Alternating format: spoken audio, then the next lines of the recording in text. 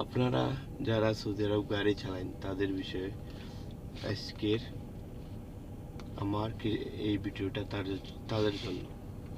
প্রথমে আপনারা গাড়ি চালানোর সাথে সাথে আপনারা সিট বেল্ট ডালবেন, এটা হলো জরুরি।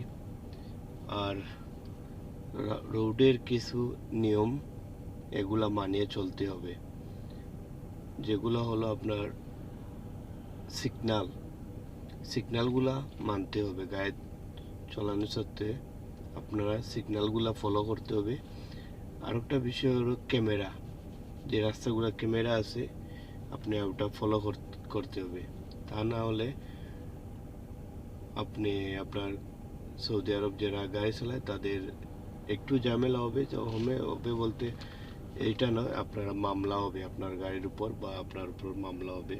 এগুলা ফলো করতে পারলে আপনার জন্য নিরাপদ গাড়ি চালানো।